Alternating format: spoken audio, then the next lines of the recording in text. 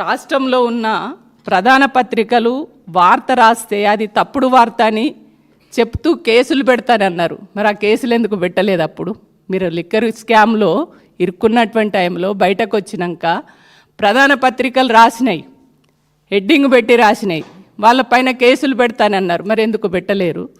వాళ్ళపైన కేసులు ఎందుకు పెట్టలేదు?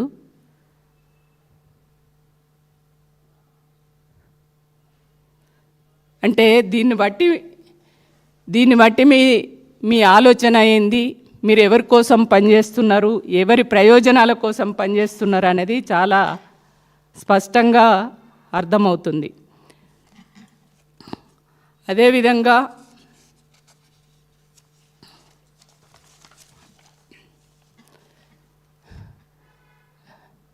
ఇవాళ తను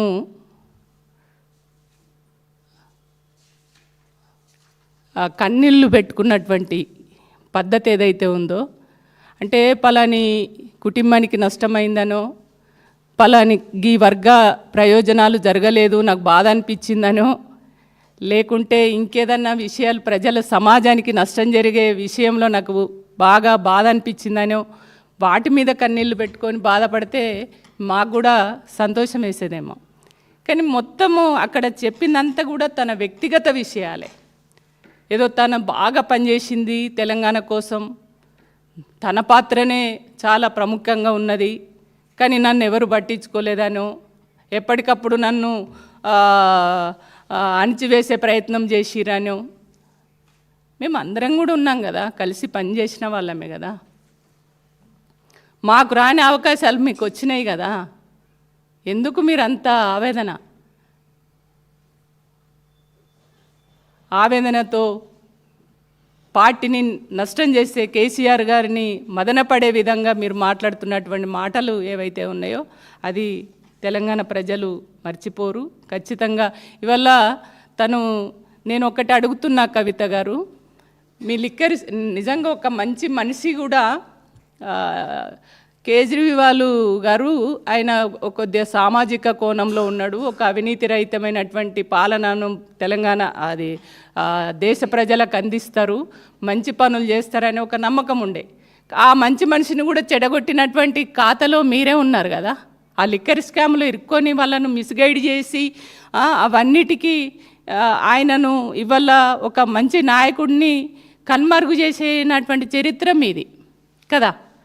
ఇవన్నీ కూడా తెలంగాణ ప్రాంత ప్రజలకు కానీ దేశ ప్రజలకు కానీ అందరికీ తెలుసు మీ గురించి.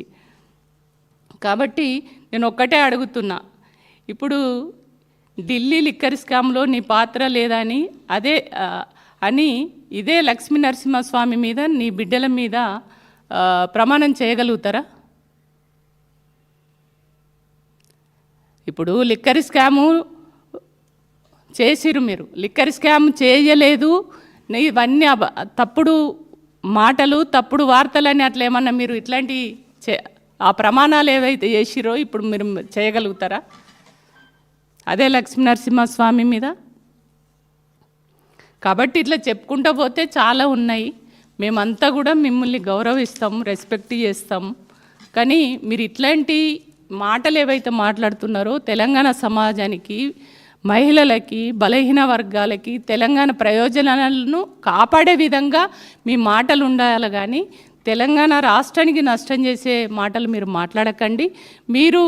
మీరు నిజంగానే పార్టీ పెట్టుకోవాలని అనుకుంటే, మీరు నిజంగానే స్వతంత్రంగా ఒక పార్టీని నడపాలనే ఒక ఆలోచన మీకు ఉన్నట్లయితే మీరు పెట్టుకోండి. అది ప్రతి ఒక్కరికి కూడా రైట్ ఉన్నది, ఎవరమైనా పెట్టుకోవచ్చు. ఆ స్వేచ్ఛ స్వాతంత్రం అనేది ఎవరికైనా ఉంటుంది. కానీ మీరు పార్టీ పెట్టుకోవాలనే దానికోసం మీరేం చేస్తున్నారు? బీఆర్ఎస్ పార్టీని టార్గెట్ చేస్తూ బీఆర్ఎస్ పార్టీకి నష్టం చేసే విధంగా మీరు మాట్లాడుతూ అపోజిట్ ఉన్నటువంటి కొన్ని అంటే ఇతర అధికార పార్టీకి లాభం చేసే విధంగా కొంతమంది మీకు ఎవరైతే మీకు డైరెక్షన్ ఇస్తున్నారో, ఎవరైతే మాట్లాడిస్తున్నారో వాళ్ళకు లాభం చేకూర్చే విధంగా ఇవాళ మీ మాటలు ఉన్నాయి, మీ పనితనం ఉన్నది. మీరు రోజు మీడియా ముందుకు వచ్చి రోజు కూడా ఇదే ఉపోద్ఘాతం తప్ప ఇంకోటి ప్రజలకు సంబంధించిన విషయాలు మీరేం మాట్లాడతలేరు.